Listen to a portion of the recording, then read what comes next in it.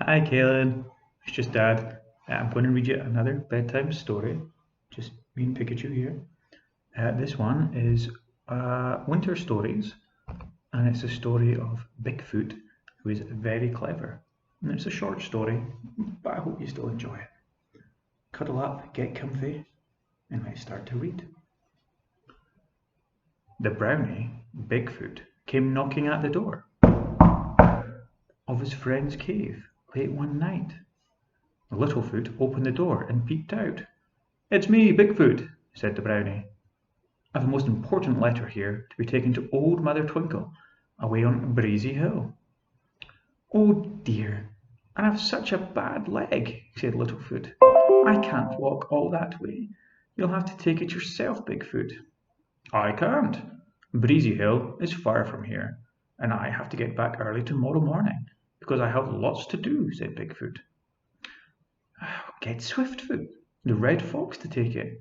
He knows Breezy Hill very well." Bigfoot stayed the night, and in the morning, what a surprise!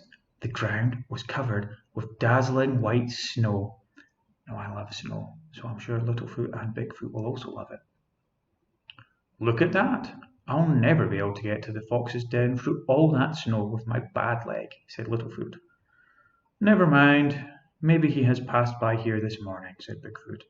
"I thought I heard him bark not long ago."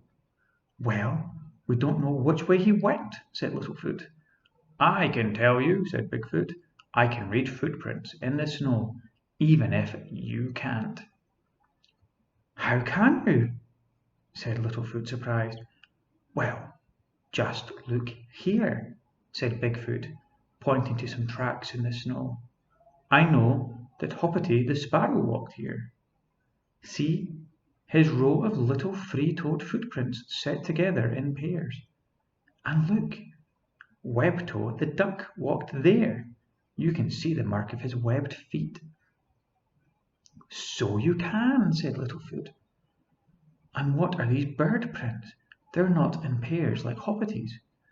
"Oh, they probably belong to Freckles the Thrush, or Glossy the Blackbird," said Bigfoot.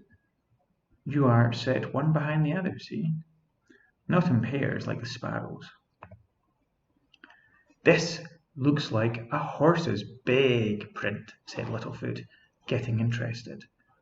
"And this is a cow's, because the hoof print is split in half, like the cow's foot." "Yes, and here's a cat's neat prints," said Bigfoot. "And here's a dog's." "Surely you can't tell the difference," said Littlefoot. "I can. The cat draws her claws in when she walks, but the dog doesn't. So you can see the marks of his claws as well as the marks of his paws," said Bigfoot. "And oh dear, here's the print of the red fox. It's just like the dog's. You can't tell it's the fox's prints," said Littlefoot, disbelievingly. "Oh, can't I?" said Bigfoot. "Well, Swift One has a bushy tail, hasn't he? And look, here and there are marks where it brushed against the snow. Those are the fox's print, and if you follow them, Littlefoot, you'll find him, and you can give him the note for Mother Twinkle. Goodbye." Little Fox set out after the fox. Littlefoot set out after the fox, and followed his prints in the snow. He soon found him and gave him the note. Then he followed his own footprints back home.